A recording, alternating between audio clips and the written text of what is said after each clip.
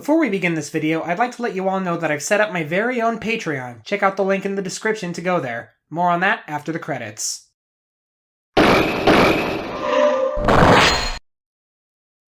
Hello everyone, I'm Marvin Micah, and welcome to the show where, my normal outfit's in the wash. Last time on the Tetrispective, I talked about my personal favorite era of Tetris games, spanning from 1995 to 2001. We've seen games from arcades, the PlayStation, and the Nintendo 64. Of course, there were a few that I glossed over, like the Sega Saturn version, which was basically an enhanced remake of the Sega Arcade version, or the Sega Dreamcast version, which was basically an enhanced remake of the Sega Arcade version. But as we enter the new millennium and the next generation of consoles, we reach a development that makes the gameplay easier to talk about and harder to talk about at the same time. I'll explain what I mean by that a little later. So for now, welcome back to the Tetrispective. I am the man who arranges the blocks that are building a highly secret base. Hip hip hurrah for the USSR! As you've no doubt seen, each Tetris game had its own variations on the rules and mechanics. But starting in 2001, the Tetris Company, created by Alexei Pajitnov, who had now regained control of his creation, would implement what was known as the Tetris Guideline. This standardized the mechanics, scoring, and even the colors of the pieces themselves. From this point on, the subtle differences in the gameplay would be either more subtle from game to game or completely absent. And if I'm being honest, I'm not really all that fond of the changes. For example, remember how I gushed about the butter-smooth control of the BPS games? Yeah, that's gone. It's back to the ratchety, square-by-square movement of the earliest games, which is immediately a massive step down. The amount of lock delay you get was increased pretty generously, and holding pieces became a permanent gameplay mechanic. The way the guideline handles piece generation is also a little questionable in my opinion. You see, in earlier games, the pieces you got were completely random. Now theoretically, you'd get a pretty even spread of pieces either way, but more often than not, this would happen.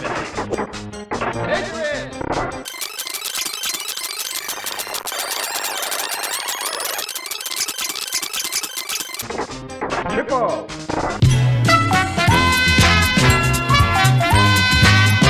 Now, some of the other Tetris games have tried to rectify this.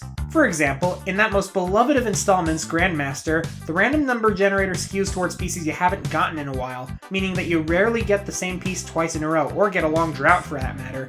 Under the guideline rules, however, the pieces are generated like this. You get all 7 pieces in a random order, then the same 7 pieces in a random order, and so on. I'm honestly not too fond of this system. It's hardly unfair, at most a drought between line pieces will be 13 blocks, but it just feels predictable and overly controlled. Grandmaster's system had an element of chance but never felt unfair. Actually, while we're on the topic of Grandmaster, the Guideline is pretty much the reason that game has faded into obscurity as of late. That line of games has basically stopped mainly because its unique mechanics don't align with the rules laid out by the Guideline, which is absolute bullcrap. So to sum up, under the Tetris Guideline, the smoothness is completely gone, the randomness factor is more or less eliminated, and fan-favorite entries to the series are lost to time. Great. Well, like it or not, that's the status quo for the series starting in 2001 and continuing to this day. And the first game to implement this new set of rules was Tetris Worlds. Published by THQ, the game actually had different developers for different versions. The PS2 and PC releases were made by our old friends at BPS, while the Xbox and GameCube versions were developed by Radical Entertainment. There was also a Game Boy Advance version made by 3D6 Games, but we'll get to that one later. First and foremost, Tetris Worlds is another one of those games that actually has a storyline to it, but this one is a doozy. Fellow citizens, we are facing the ultimate crisis. Hadar, our son, has grown old. Now we learn that it will go nova far sooner than expected. We must find a new home. Tetrions have been detected on other planets in our galaxy. Your mission is to open the Tetrions on the other side so that we can evacuate safely before our world is destroyed. Wow. I honestly don't know what to add to that. I mean, Tetris Plus had a cute story where the puzzles were like booby traps in a lost temple, but here, you have to use Tetris to open stargates, and if you don't, billions of people will die. And normally with a game like this nowadays, you'd assume there'd be some sort of self-awareness about how silly this all is, but Tetris Worlds plays it completely seriously. I mean, do we really have to attach apocalyptic stakes to Tetris of all things? It would be like, say, taking that cute Bomberman game and setting it in a dystopian post-apocalyptic future and calling it something stupid and edgy, like Act Zero or something. I mean, have you read the manual lately? This game goes all out on the lore, with the square beings, the Minos, being some weird artificial life forms, and the Tetrions are these stargates that are locked behind games of Tetris to ensure that only sentient beings can use them. Which is admittedly a pretty interesting idea, but it's Tetris. Did we really need this much world building? Bear in mind, this game came out in 2001. Back then, games were still trying to figure out what worked and what didn't for making a game quote-unquote serious. Remember, this was the same year that gave us Sonic the Hedgehog hijacking the president's limo. Right, what the heck's going on here? The point is, some series really don't benefit from being made darker and more serious, and Tetris is one of those. It's even funnier because they're all squares. So if you ever wanted to save the companion cube's home planet, well, there you go. I should point out, for this video, I'm using the Xbox version. The Xbox and GameCube versions, the Minos have this really cool alien look to them. In the versions not developed by them, the Minos look like this. Just a lot more artificial and less expressive, and honestly kind of creepy. Those eyes! What's wrong with their eyes? While we're on the topic of different versions, the Xbox and GameCube versions are the superior ones by far. The graphics and designs are a bit better, the game lets you turn off easy rotation, which I'll get to, and most importantly, the Minos aren't staring into your soul begging for you to end their suffering. Now again, I should point out that Tetris Worlds is the first version of Tetris I ever played. In fact, it's one of the first games in general I played, so I have a healthy amount of bias towards it, and I should probably let you know that going forward. So with that out of the way, let's talk about the game itself. You've got 6 different Tetris variants to choose between in this game, each one taking place on a different planet. Some of these variants we've actually seen before. Classic Tetris is self-explanatory, Square Tetris is the new Tetris with its 4x4 square mechanic, and Sticky Tetris is the next Tetris with the gravity affecting different colors and level-by-level gameplay. But we got 3 more after that. First is Cascade Tetris, which is essentially normal Tetris, but the pieces are affected by gravity individually when they break apart, allowing you to make combos. It's really satisfying to make long chains, but if you're playing casually, it's the easiest mode. Then there's Hotline Tetris, which is much harder. Here you can clear lines normally, but you only get points on a few specific rows. The higher up they are, the more points are rewarded. So it's a really intense game full of risk and reward, not to mention needing lightning-fast reflexes to deal with the lack of space and reaction time near the top. Last is Fusion Tetris, where you have to get these small yellow blocks to connect to the red one at the bottom. And like Sticky Tetris, it goes on a level-by-level basis, and the clutter at the bottom increases in each level. Some levels are insanely easy, but sometimes they're deceptively really hard. Honestly, this is one of my favorite versions of the game just by virtue of how much variety there is. But there are a lot of Tetris players who really kind of despise this game because of one gameplay aspect in particular. See, remember how I said lock delay was more merciful earlier? That's a bit of an understatement. In a few games, Worlds included, rotating the piece actually resets the delay, so you could theoretically keep rotating the piece to keep it from locking and stall forever. This is the easy rotation I mentioned earlier. Though in this game's defense, it doesn't actually break the game as much as you might think. You see, in order to actually advance in story mode, you not only have to clear enough lines to rank up, but you also need to do it within a time limit. A fairly strict one, I might add. So infinite stalling, while handy in an endurance round, really doesn't give you any advantage here. So the mechanic doesn't really break this particular game, but I am glad that most future Tetris games imposed a limit on how many times you can spin a piece in place. Also, can we talk about the music for a second? The game's soundtrack is phenomenal. The game has a bunch of tracks that rotate in a random order when you play, kinda like a built-in playlist, and it sounds amazing. Take a listen.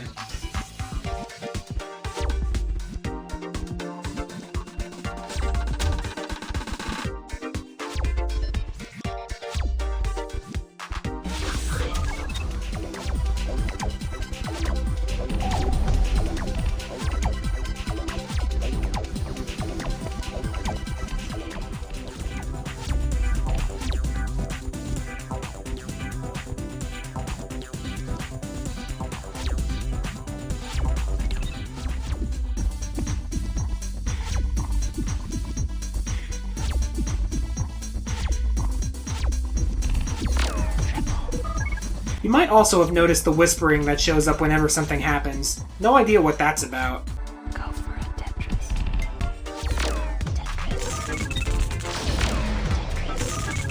Tetris. All that's missing is the heavy breathing and the haircut noises, and the ASMR is complete. One touch that I love is that the more levels you complete, the more the planet gets terraformed in the background, going from untamed, inhospitable wilderness to a thriving colony. In the end, you terraform all 6 planets and they swarm with Mino refugees, though in a hilarious touch, the ending uses the PS2 design in every version of the game, so it's pretty jarring if you're getting used to the Xbox design when all of a sudden... Before we move on, let's talk about the GBA version. This doesn't include a story mode, but plays much more like a standard Tetris game, complete with more traditional Tetris music.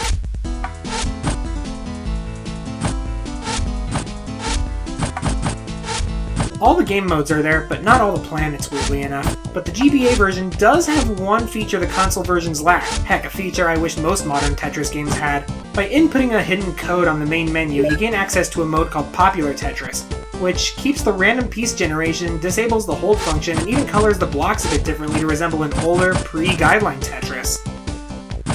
This is a really cool Easter egg, and I wish more Tetris games did this, to be honest. All in all, there are a lot of people who have mixed feelings about this one, but I really enjoy it for the variety in the gameplay and just the unique personality that this game has. So now that we've talked about one of my personal favorite Tetris games, let's talk about a game that I had no idea existed until I started doing this retrospective. Tetris Elements was also published by THQ, but it was developed by Imagine Engine.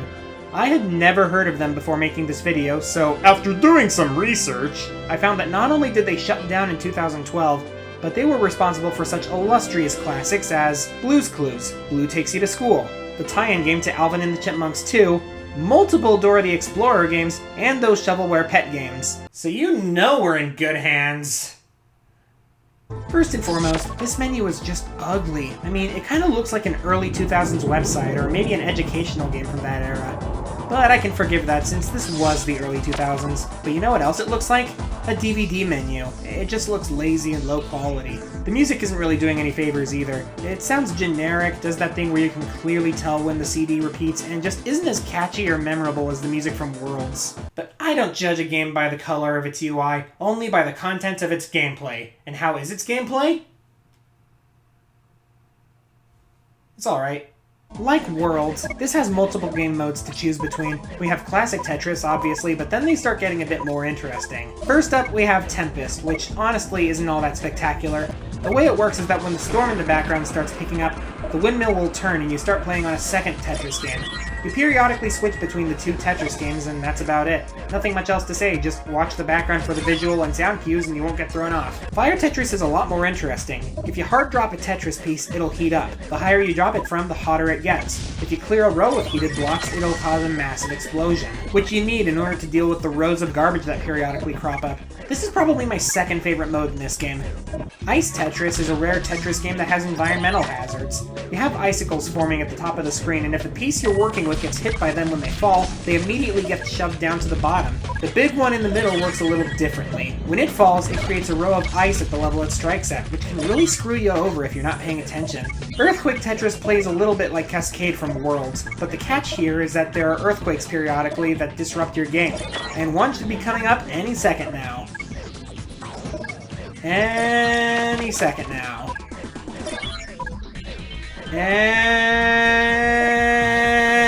So it turns out that the more Tetrises you clear, the more the earthquake is stalled. And I swear, I played at roughly the same pace that I usually do, and I didn't see a single earthquake. I mean, I even tried slowing down my gameplay, but I didn't have the patience to keep going like that. So what, the main mechanic is only accessible for people who aren't very good at the game? Yeah, that's some great game design right there. Last on our plate is Stratosphere, a mode that takes place in the one place that hasn't yet been corrupted by capitalism. Space! This mode is easily one of the most unique and most fun of any Tetris game. Every once in a while you get bombarded with meteors. Some of them cause blocks to appear, some of them remove blocks, and that sounds simple enough, but then you realize you can actually bounce those meteors around off the piece that's currently being dropped, making Stratosphere Tetris a strange amalgamation between Tetris and Breakout. Elements is a bit more experimental and unique, but not all of the modes stack up.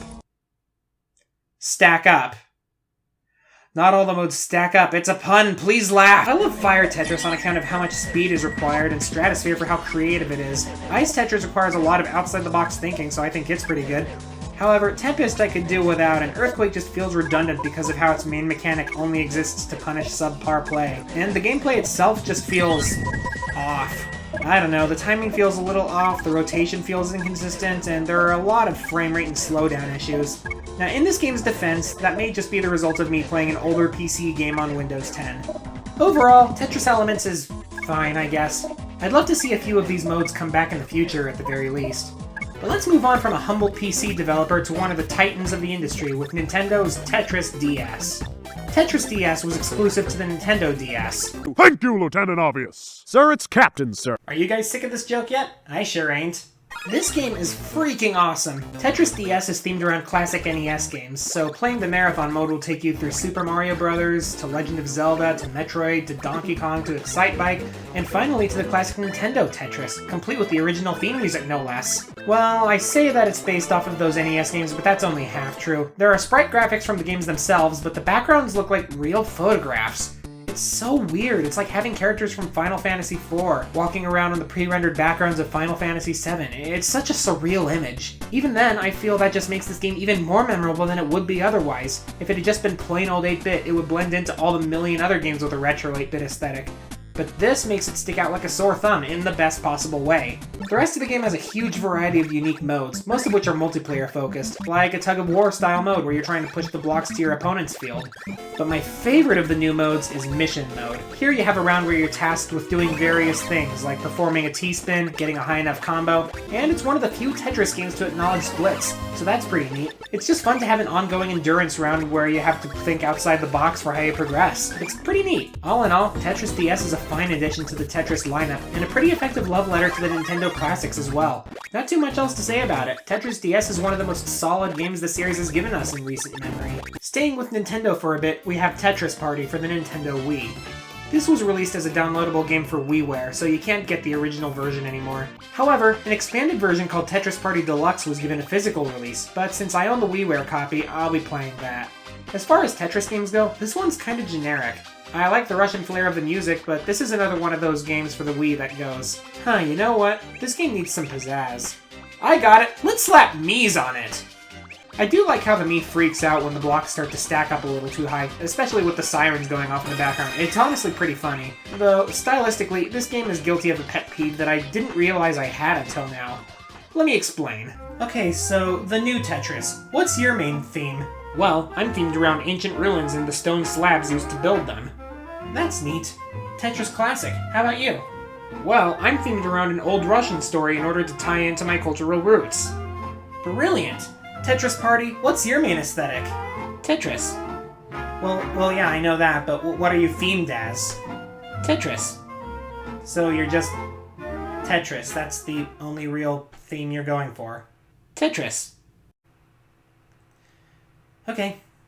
Yeah, if I'm being honest, I never really cared all that much for Tetris games who never try to be anything more than just a Tetris game. Like, you know how a lot of Christmas Carol adaptations try to be the one true A Christmas Carol? Well, that's kind of the same deal for a lot of Tetris games. They try to be the definitive Tetris and don't really have much of an identity as a result. I'll elaborate further on that in a bit, but let's go over this game. You got a mode where you have to stack blocks so the stick figure can climb it, which has way better AI than Professor Mustache, I should add.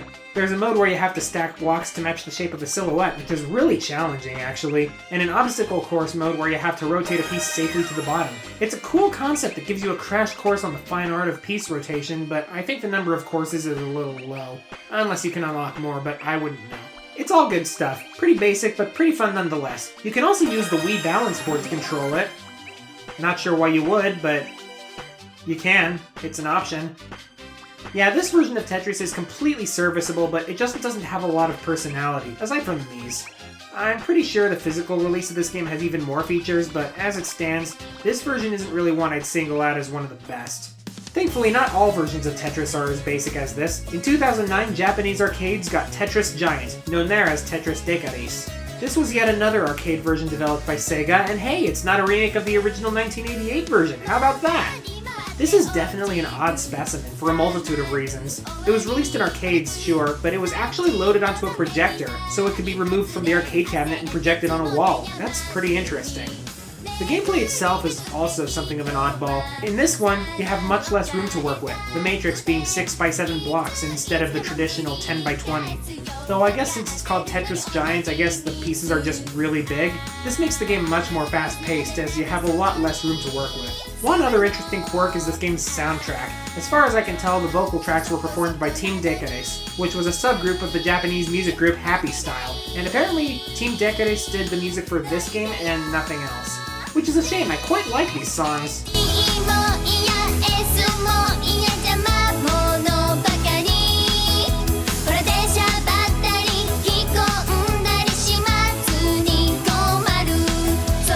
It's kind of a shame so many versions of this game never left Japan. But like I said, Giant is something of an outlier in the Tetris games of this era. In spite of the occasional oddball, we start to hit a point where the games feel really samey. I mean, take Tetris Evolution, for example. It has many of the same modes as Worlds, but it's just more generic in atmosphere.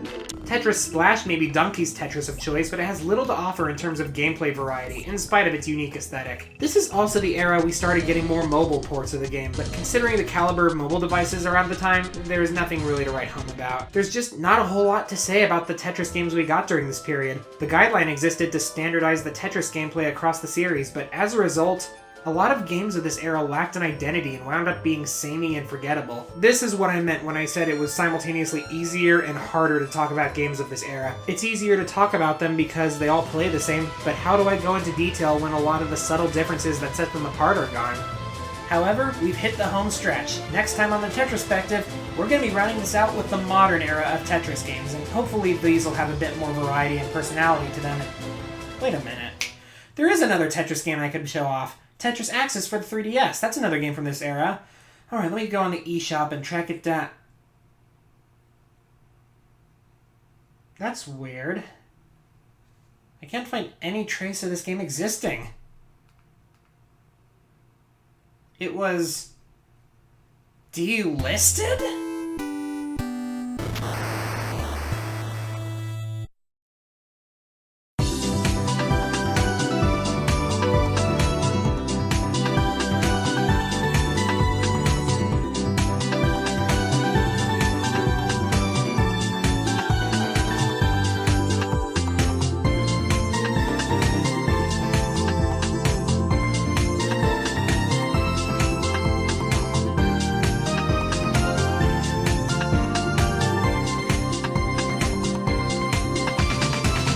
Hey everyone, thanks for watching. If you're watching this on YouTube, please support me on Patreon. Patrons will get access to videos a day or two before they go up on YouTube, get a shout out from me in the video itself, and in the future, there are going to be Patreon exclusive videos voted on by higher tiers once this channel grows a bit. Check out the link in the description if you're interested. Also, check out this guy's channel and maybe support him as well. He's a good friend of mine and quite frankly, he puts more thought into his videos than I do. See you all soon!